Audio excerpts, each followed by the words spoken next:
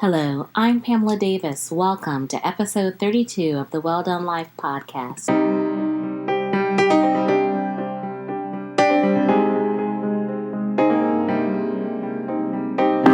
Hello, I'm Pamela Davis, and welcome to episode 32 of the Well Done Life Podcast. I'm so excited to be here with you guys. I hope you're having a wonderful week. If this is your first time listening to the Well Done Life Podcast, hey, how are you? Welcome. I'm so glad that you're here. And if you've been here before, I just want to say thank you for continuing with me. You have so many other podcasts that you can listen to, and I just feel grateful to have you as a part of the family. So I have someone really exciting that I cannot wait to share with you guys today. But before I do that, I definitely want to make sure that, again, I continue to big up all of the first responders who are out there. Thank you so much, the teachers, all the parents dealing with everything with COVID-19.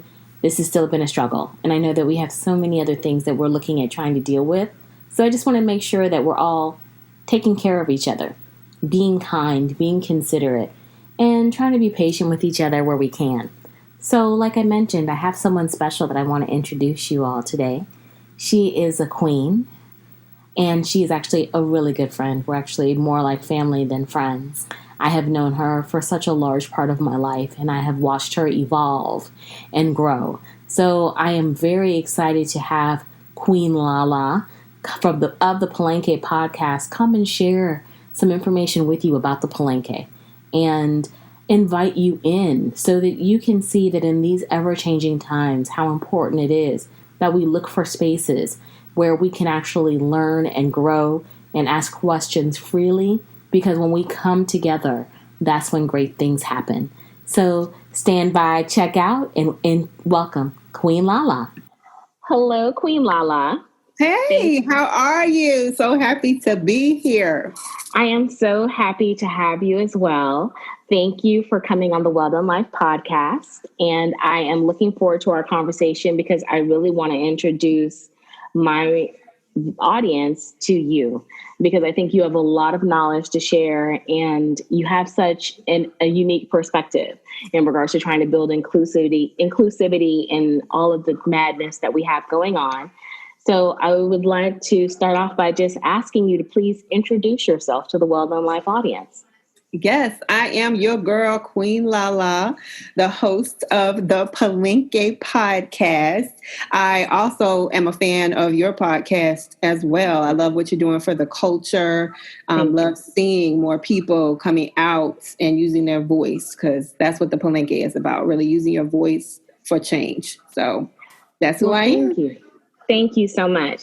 And I know we have known each other for a very long time, so this is very comfortable for me. It's like talking to a family member, because you are like family to me. But one of the things that I think makes you so unique, like I said, you are building a Palenque. Can you talk about what exactly is a Palenque? Because until you introduced it to me, I didn't have a clue. Yes. So the Palenque in Colombia, San Basilio de Palenque, is actually the first free African settlement in the Americas. So if you look at the Americas, not just as the United States of America, but the continents, North America, South America, even though in Colombia, because we know slaves came into the Caribbean, they came into South America, they came to North America. Well, within that slave trade coming from West Africa, there was a group of slaves that pretty much said, nah, we're here, but we're not about to be here and be slaves. And they were led by Benco Biojo, who was actually, the legend is said that he was a warrior from West Africa. He took those slaves and pulled them together, strategized, and they actually fled. And they fled into the hills in Colombia, right near Cartagena, created their own community, and they walled it off. So they actually built a wall around their community and defended it. So when the others came looking for them, the former slave masters or whomever, to try to get them, they were able to defend their walled city and hold the fort, so to speak. So in Spanish, mixed with a little bit of West African, the Palenque means a walled city. So to this day, that city is still there. And you can go right smack dab in the middle of Colombia and go to San Basilio de Palenque near Cartagena, and you are going to see a community that speaks their own language, because the West African language was actually maintained, mixed with a little bit of Spanish. So it's very unique. And the traditions, the history, all of it is very rich. And so when I heard about that story, that there were free Africans in the middle of the slave trade that had established a community, defended it. No one could get to them, so much so that even the country and the city of Cartagena had to make a treaty with them that said, please just stop taking slaves, because slaves would try to run off because they heard about the legend of the Palenque, this place exists, and would try to run off like a mini little underground railroad there, where they would try to get to this Palenque, and some would, right? But they had to make a treaty that said, please stop taking our slaves away, and we'll leave you alone and stop trying to take over the Palenque. So within the system, they built their own system where they could be free. And I was so inspired by that story, which I never learned at school. I actually learned, elsewhere. And I was so inspired by that. I said, I want to do the same. I want to create a walled city, metaphorically, in this system, where we can tell the truth, we can educate those that have been miseducated, we can live free and be a voice for change. So that's what the Palenque is about, and that's the inspiration behind it. Wow. And like you said, you're trying to build a walled city within the system. It's not like you're trying to do something outside of it, but ultimately it sounds like it's very inclusive, because you do come from a very diverse background. Do you mind talking to us a little bit about your background? Sure. I mean, I absolutely do have a diverse background. My mother is white. My dad is Black and mixed Hispanic as well. I grew up in Cleveland, the first part of my life, probably until I was around maybe 12 years old. And on the west side of Cleveland, it was very, very diverse. We had Vietnamese, Hispanic, Puerto Rican, and all kinds of Hispanic, and then Black and white. So I was able to, in school, have diverse situations. But the early part of my life was mostly in an all-white setting, which was, if you listen to some of the podcasts, you actually can hear an episode with my cousin and I that we had very different experience just solely based on the color of our skin. Then migrated to South Florida, lived in South Florida for several years, which is just the most diverse place. I think almost all America other than New York, right?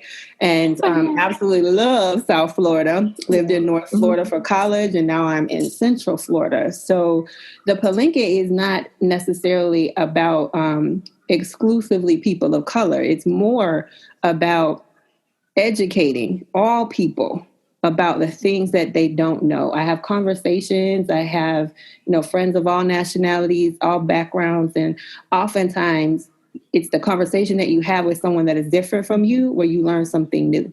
And I don't think a lot of people have those conversations. So one thing in the Palenque that we always use as a call of action is that you need to talk to somebody else about this. If it resonates with you, you need to talk to somebody else about it.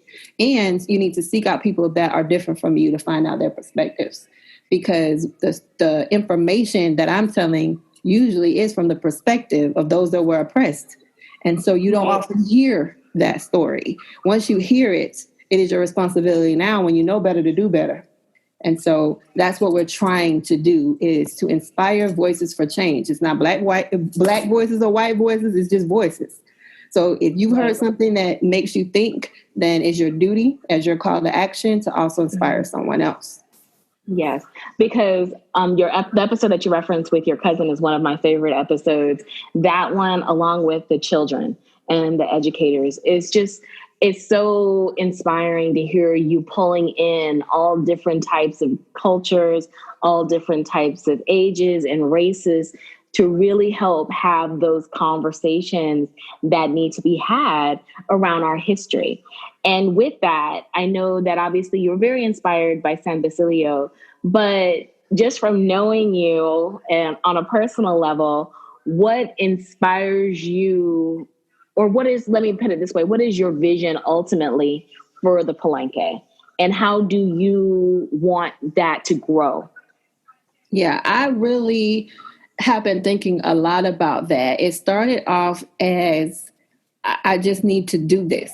Like I talk to so many people about the passion that I have with regard to, let me tell you the history of this, and let me tell you the history of that. I am a teacher. I'm an educator. So I'm an educator by trade. So teaching is just something, and I wanted to be one. Like I didn't just fall into it. Like I actually went to school to become a teacher and be an educator. And so I am an educator. And so I think it is something I'm called to do, is to teach. And so when you say griot, storyteller, yes, I absolutely believe that part also, I'm a great storyteller, I think. And so when I'm mixing the educational component with telling that story, not just because I think it's something someone should know, but I want to also inspire in them the passion, the feeling, the questions within that history that you're learning, or that story that I'm telling, that sparks something in you to say, oh my gosh, I didn't know that. Now that I know, what, right? What is your next step? Because you know, not just that you know, but what is your next step? So for me, that it started out with that, like, let me just live in that passion of this is what I feel like I'm called to do. And let's see what happens from there with regard to that. I am very much a social justice advocate. So I want to be able to use the platform of the Palenque to also align with the social justice work in this time. I see it as a tool to educate, to inspire, to maybe partner with other like-minded organizations or advocates to change what it is that is our ultimate way of knowing, right? We're miseducated, but why are we miseducated? Why are there things that we don't know? And how do we make sure that those things become more mainstream?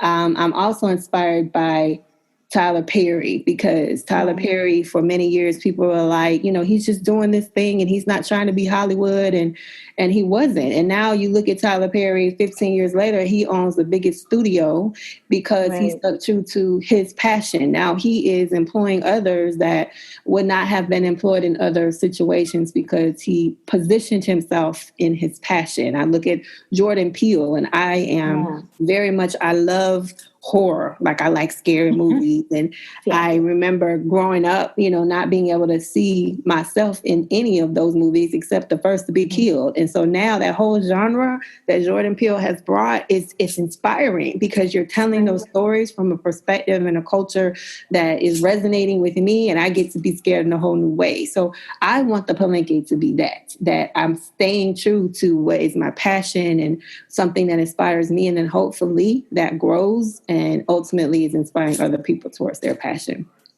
Yes, and I can see that when you were telling your stories on your episodes.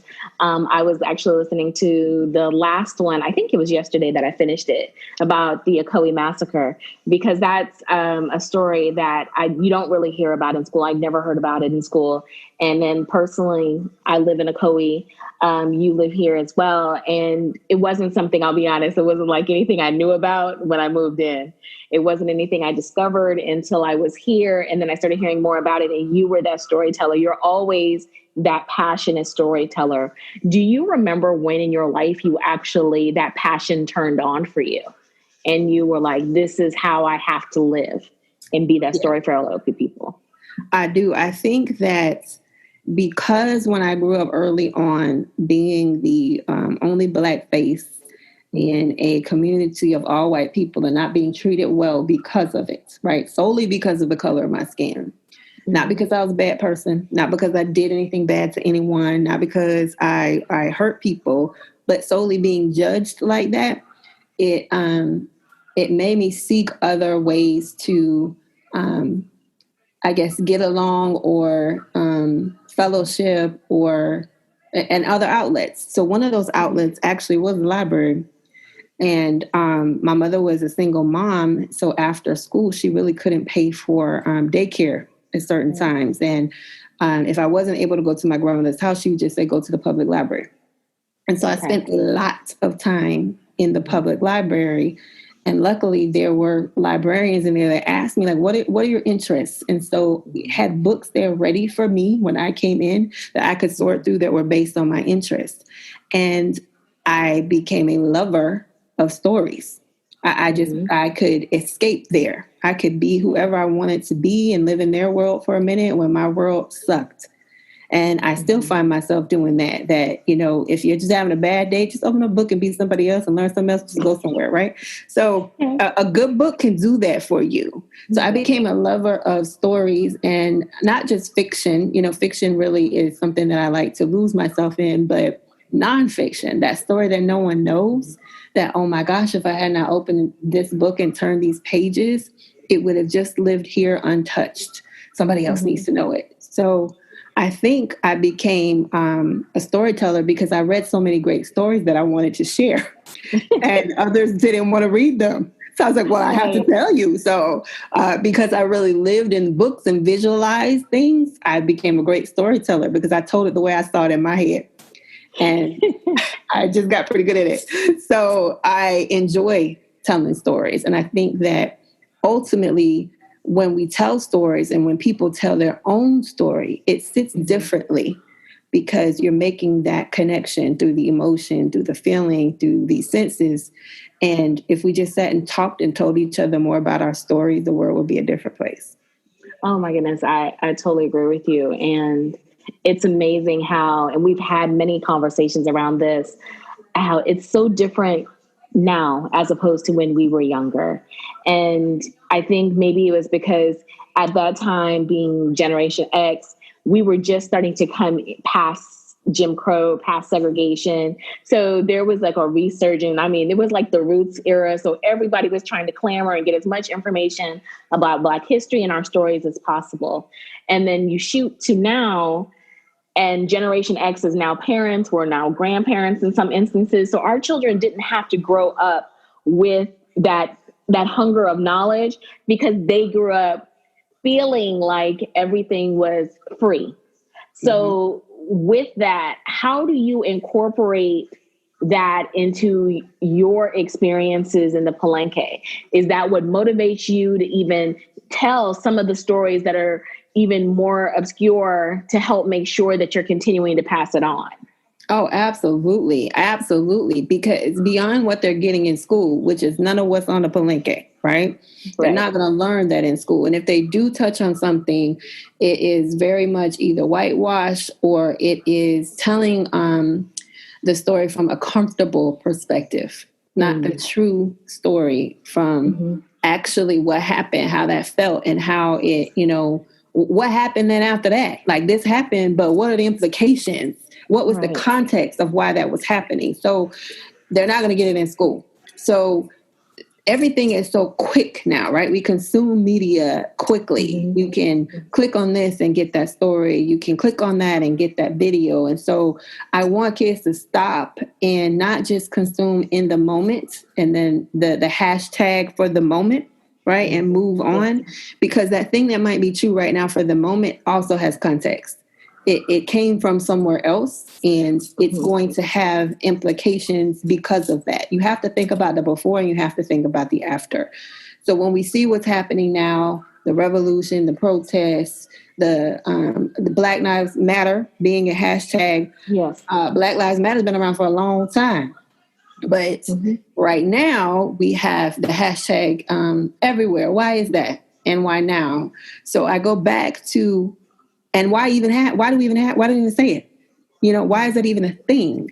So one of the things that I try to do on that podcast is to explain the context, because if you see all of the context of what has happened over the years that you're not being taught, you fully understand why Black Lives Matter right now. Right. But if you have no context, it's very hard for you to put yourself in that if it's not something you live on a day-to-day basis. It's just the hashtag for now. So our kids consume so quickly. We didn't have that luxury. We actually had to go to the library. You know, you couldn't just click on it. You had to ask questions. You had to sit. You had to study. So I want them to be not just lovers of knowledge, but lovers of knowledge that are willing to do the work of asking the deeper question, why did that happen? And then, but how did that occur? And what was the reason for such and such? And what was the situation at that time? And then because of that, what has happened? So those deeper questions are the pieces that I want to see our kids connect with and not just live in a hashtag. the soundbite. I agree. It's amazing how we are like a soundbite hashtag kind of society, and that, like you said, it's very microwavable. But with that, one thing I always notice about your podcast, you have extensive notes in your show notes. I also do see sometimes there will be study questions. So you're really all about, teaching people to retain and to grow, which I think is key because that's what's going to help make long-standing change. One thing that you talked about as well as with the inclusivity is telling the stories from the perspective of the oppressed. And with that, there are so many people now who obviously want to align with Black Lives Matter and all these different movements because they're popular, or there is that feeling of guilt in, from the past generations, like I've got to atone. What do you think from your perspective would make a good ally for someone interested in joining the Palenque? An ally has to be open first to listen and then internalize that and be able to say, how can I use my voice for change? Mm-hmm. So if you're listening and you're learning, but you're not willing to have a conversation, even a hard conversation with someone else to grow more, then you're really not an ally. You're just a student, right? Mm-hmm. I'm studying this right now because I want to learn more, which is not a bad thing. You can be a student and then say, now that I know, what is my next action? There is in the Bible, in the Quran, and also Hadith, which is kind of like the day-to-day of how you should live your life in the Muslim religion. You learn that if you see something that is injustice, it is absolutely your duty to take action. And if you're not able to take action, you have the responsibility to speak out about it. Mm-hmm. And if you still cannot, if you're not able to speak about it, then you have to at least believe in your heart that it is wrong. I think a lot of people just go to that lowest level of, I'm going to believe in my heart that it is wrong, which is okay. That's where you begin, but you can't be an ally unless you're willing to speak to something being wrong. And then therefore, because I'm speaking up about it, I am also willing to take whatever that action is to help make that wrong right. So an ally, in my opinion, is one that's willing to do all three. And if I just don't know, then I'm starting here and I'm learning. But I'm learning because I know that I have to speak to someone else about this and be able to speak on it to others so that they can learn. And then ultimately, I have to do something that is going to move that work forward because I believe it into action. So often I see, allies that I read that. And so, now I'm more informed and I'm good. But you really aren't good. And that's why at the end of every Palenque, I try to say, so what is our call to action? You heard this. I have my discussion notes there. I have questions to go deeper. I have resources for you to go, because it's not just enough to know. You have to take the next step. Who are you going to talk to and what are you going to do? And if you're not willing to do those other two things, which is actually the hard work, then I don't think you can call yourself an ally. I think that's fair because we've talked about it as well. You see a lot of people talking about things. I've seen a lot of statements and videos and commercials and all of those things. But it really goes back to who's putting forth action. Because at this point, I think we've all really recognized that just having statements and words are not going to work. Mm-hmm. We're at that point in history now. It's gotten that far where we need systemic action. And we are expecting and holding people accountable for that. In the Palenque, how do you look to, or how do you desire to be a part of holding people up to that? Well, one thing is I'm trying to tell the story, like I said, from the vantage point of the oppressed. Mm-hmm. And I'm trying to bring in all of the factual things, but also insert the deeper pieces of, so imagine that, right? Oftentimes I'll say, so imagine that this happened, this occurred, and what resulted in it is this group of people lost everything.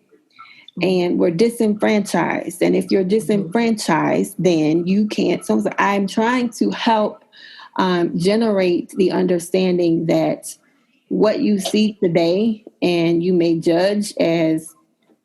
So let me give you an example. I've heard, it's usually based on something that I've heard, right? Whether it's be at work or from someone else, and it triggers me because there's a long answer I want to give in that moment to the person. Okay. Probably can't give in that moment because maybe now is not the time. But it's also like, they need to be educated. I'm going to do a whole episode on that. So you've heard this and you've heard it on the news and you heard it before. And they go, why are Black people burning down their whole community? Yes. Right. And if you just look at that in the moment of what is the rage that is causing that action to occur in that moment, and you sum it up to, I don't understand why Black people burn up their own community. There's a whole history. Everything on the Palenque is telling you why that's happening in that moment, because there's some years and years and years of things that you don't know about. You haven't been told, aren't revealed to you. There's context there. And so that is my desire, is to be able to stop and give people context, because for so long you hear these things and you're at work, you can't stop and give them the whole context and break it down, because then they're like, oh my gosh, where did that come from? But if I can say, I'm going to forward you a little clip, right? I'm going to forward you this piece of this little podcast because I really want you to learn, and then it might help you. They can listen to that in their car. They can listen to that at their house, and they can get that background. And maybe tomorrow they're going to come back and they're going to say something to you like, you know what? I didn't know that. And if you check them in that moment, sometimes they can't hear because now they're offended that they got checked. And I'm not trying to check you because I'm mad. I just want to enlighten you because you obviously don't know. So it's almost snippets also of, here's what I needed to tell them in that moment, but I couldn't. They need to know, though. So let me just forward you to my girl so you can hear, and then you can get enlightened and come back and revisit this conversation at a later date. So that's that. Everybody need a little bit of that, right?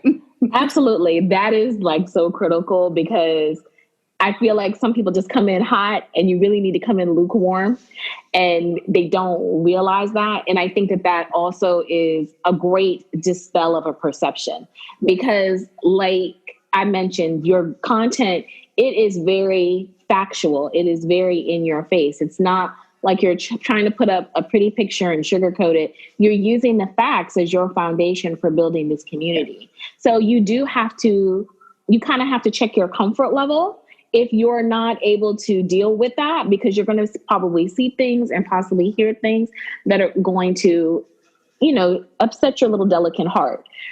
But the history is not easy. It is very open. It is very brutal. And I want to make sure everyone understands this is not coming from a place of anger. Because sound like, to me, Queen LaLa, you're coming from a place of truly wanting to educate through love. Absolutely. Because there's many things that people don't know. And we tend to get a little heated. We take offense to things. Yeah. But I've learned genuinely, people don't know. And so let me give you the opportunity to grow and learn. And then after, and I'm just going to chalk it up to maybe you don't know. So once you know, then, and we engage, and I'll ask, like, well, what did resonate with you from that conversation? What are you wondering? Now we can have a deeper discussion because you have context. And when we don't have context, you just keep revolving around your own frame of reference, what you know to be true. And it's true for you because you have no other knowing. But if we insert the additional knowing and then come back to the table, it is coming from that place of, okay, I'm going to give you that, but let me give you some knowledge a little bit or something else to think about. And now let's revisit it. So hopefully we can have dialogue instead of debate. And that's where I wanted to come from. People being able to enter a conversation in dialogue instead of debate from an argumentative place, because we don't grow in that way. We grow when we're able to really, truly dialogue about what we heard as opposed to just debate. Because that's always somebody has to win or lose. Somebody's right or wrong. What side do you take? Right. And that's where we are right now, on two different sides on everything. So nothing changes if you're just going to stand on your side. And I want dialogue, because with dialogue, I'm learning, I'm growing, I'm getting deeper, I'm opening my minds, I'm hearing different perspectives, and I'm thinking about how that now relates to this place that I've been in. That's how we change. So that's what I'm hoping to do. I definitely can see that in everything that you do, because you, like you said, you think from a perspective of an educator, from a storyteller, from a collaborator. You are trying to build a community of people who actually have free thought, because there's a lot of different perspectives on both sides, obviously. And I have to admit, sometimes there are perspectives, just from being a Black woman, I'm sure you can relate. We do get tired of trying to educate other people about what is the Black experience, because there really isn't any way I can educate you except for telling you my experience and story. And you can't, as an ally, deflect that. So I commend you for taking that on, because I've seen a lot of people say that it's such heavy work. Like, they're tired of having to educate people. What motivates you to keep going in spite of that heaviness? I've seen people change once they got some background, once they had some context. I have really been blessed to have some great friends from many different races and ethnicities that I have been able to sit down and dialogue with. And because of that we've engaged in really some true dialogue, I've seen them change. I've changed myself. We kind of can, get on Facebook and just friend people that look exactly like us, believe exactly like us. And then now we're only getting content fed to us that resonates with what we already believe. Right. So that kind of Facebook mentality of, the algorithm works to what you search and what you feed is why, we're so tribal now with regard to the blue, the red, the this, the that, the Black Lives Matter, all lives matter. That's why we draw these lines of absolutes in the sand. So I want to break, because we get nowhere. And I have really, truly seen people come to the table with an open mind and an open heart and said, I don't get it. I'm trying to get it. And I'm afraid. These are mostly white people say, I'm afraid to say anything. Wow. Because it feels like when I say anything, it's the wrong thing. And you know what? That's valid. So we also have to be open to say, I'm going to pause. I'm going to put, we come from a place of passion and a place of emotion because we're dealing with it. We live it. It's a lived experience. If you're not living it, that passion sometimes can seem like it's anger. And if I'm making you angry, then I'm just not going to talk about it. So I try to give the history lesson, because then we can talk about the facts. We can talk about the story, and it kind of pulls some of the emotion back. And then when I see that we pull some of the emotion back, people are able to engage in a deeper spot. And that doesn't mean that we don't say, for me, this is emotional, but it gives us a vantage point or a way in to begin a conversation. Whereas if I'm just trying to tell you my experience and you can't connect to that because you don't have that experience, we never come to a common ground. But if we're sharing a collective experience and now we're talking about that experience and how it relates to our lived experience right now, I've seen people be able to come to more of a deeper understanding. So the next time that happens, they're able to also point out the microaggression. They're able also to point out how that might be flawed thinking, or it might not be a shared responsibility for all, right? So those times then I feel are almost magical, because it's like, let's create more of those moments so people process in a different way and don't just say, I'm not going to engage because it's uncomfortable, or I don't know, it seems like I say the wrong thing, so I'm just going to say nothing. Yeah. I agree. And I love that perspective, because that's the only way that we're really going to get through this. I mean, I'm sorry, we're almost 400 years post-slavery. If we haven't gotten it and we don't start to work together now, we're just going to continue to be another 400 years. And we're still trying to figure out how to treat people equally based without regarding skin color. It is about collaboration. And I love the work that you're doing with the Palenque. There's so much going on right now, obviously, with the elections and everything like that. Like you said, you're putting the red and the blue and all those things aside. Just so I can kind of give our listeners a preview, what do you have, if you can share a little bit of what's coming up for the Palenque so that they can start to engage with you? Because I think it's important that everybody connect with a space where they can learn, and then they also can feel comfortable sharing and getting feedback to get better. Yes, I think, 2020, what my thing was for myself, and I had already started the Palenque and, wanted to move this message further and become voices for change and create voices for change. But my own self personally, I wanted to liberate my tongue. I wanted to also be able and be empowered through the podcast, but also in my own personal life to liberate my own tongue and say some things that need to be said and stop worrying about people's comfort level, right? So I wanted to balance that better, my own self, but I also wanted to make sure the context was shared so others could learn and grow through the Palenque. Coming up in future episodes, I definitely am going to be bringing some dope people on. Like, I want to bring on people that are actually doing some of this work, like yourself as well, and show what it is that they're doing and how they're doing it. So I'm looking for palenqueros that are doing it so that we can share what it is they're doing and how they did it. The other thing is there are so many topics. I will never run out of topics that we've been miseducated on. I will tell you that. I have a whole list of things that I just have not had a chance to cover yet. And as I have more conversations, they just more and more just come up. I am actually looking at telling some of the stories around the different cities. We just did the Ocoee massacre. That is a story that has gone undone. I mean, untold. And I really want to tell more of those stories that have happened. I also want to enlighten people to the implications of how things affect different oppressed groups. For instance, I am working on one that is degrees and felonies, right? So, you can leave college with your degrees, and that doesn't necessarily mean that you're going to have the same opportunities that maybe you work hard to get because of how things are situated.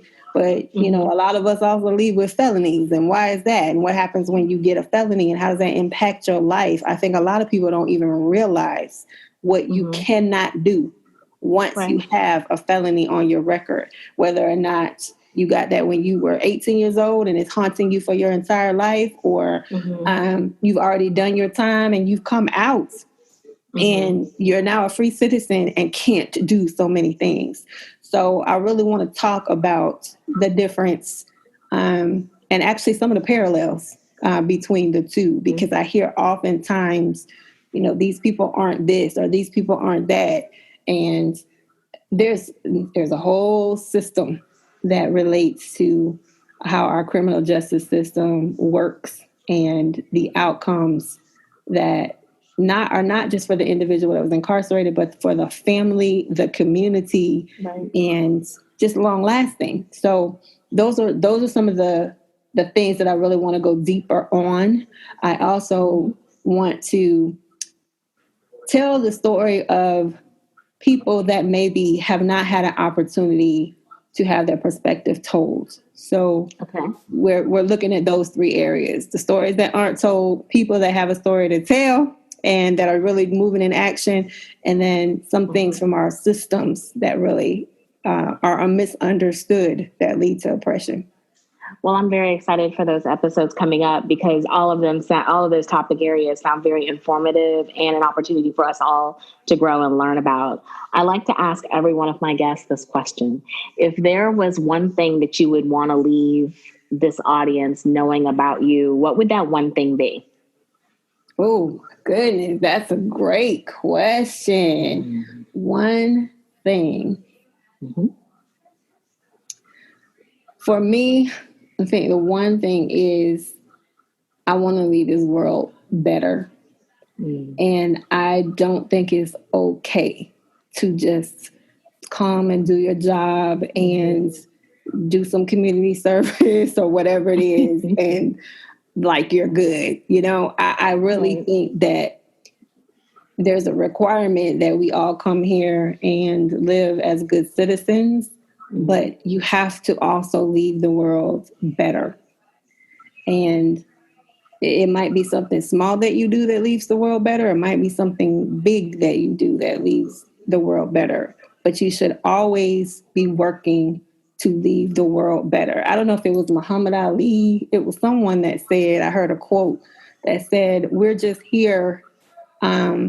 We're here on earth, but the rent that we pay is that we should be doing something to make the world better or make other people's situations better. That's the rent that we pay for having the opportunity to be here on earth. And I think the message that we get in school or in this culture is you win when you have the most. And that is not my belief in how you win. When you win, when you do the best work. And the best work meaning not because you got paid for it or you invented something necessarily. The best work is how did you make something better for the world or for other individuals that needed you the most. So that'll probably be it for me. Well, that's funny that you say that because I've never shared this. I don't even think I've ever told you like in passing or whatever, but I truly believe that God gives every one of us a gift. Each of us is born to heal one of the tragedies of this world. He knew the world was not going to be perfect. So he was like, I've got to send these people down. Some people tap into the gift. Some people don't. And that's okay. Either one, because it's a choice. You hear the calling. And I just feel so blessed that I've always had the opportunity to interact with you because I know you've been called. I've always known that you've been special because you are so creative and you are so open and giving. And you just are a fighter for the people. Like, y'all, I'm not even telling y'all half the stories. We're cool. So I know her. But Queen LaLa, she is nothing to play with. And she's respectful, but she is nothing to play with. Thank you. I'm building the army. We're coming for you. Yes. And she is such a powerful woman. And I'm so glad that you are building the Palenque as an open, inclusive place for people to grow and learn, because if we don't, we are going to continue to sit in this cycle for the rest of our lives, and we owe it to the next generation to be better. So I want to thank you for coming on my show, and thank you for sharing your knowledge with us. How can my people find you? Give me all the deets. And I'm going to put everything in the show notes too, so don't worry. I got you. Wonderful. You can find our website, www.thepalenque.com. There we have some information about the Palenque. We also have podcast episodes that are listed there, as well as some other information and some merch, right? So if you want some Palenque gear to wear around, we have that there. I'm also on Facebook, The Palenque. We're on Instagram. It is at The Palenque Podcast. On Twitter, _Palenque. And you can find the podcast on Apple, Spotify, Stitcher, and I think it is Radio Public as well. Okay. So anywhere you find podcasts, you can pretty much find us. And we would love, love, love to connect with you. So please hit your girl up, Queen LaLa, # The Palenque Podcast. Thank you so much, Queen LaLa, for coming today. I really appreciate it. I love you and love you for educating my audience. Thank you so much. I love you too, girl. I want to thank you all for listening today. I hope you enjoyed Queen LaLa. She is an amazing woman, and she really has a passion for people and trying to help us all be better. So I will include all of her information in the show notes. But again, she is truly a queen, and she is definitely here looking to bring about change and unite people. So I hope you enjoyed this episode. Please don't hesitate to reach out to me. All of my social information will be in the show notes as well. I look forward to connecting with you next week. Take care of each other and yourselves, and I'll talk to you soon. Bye-bye.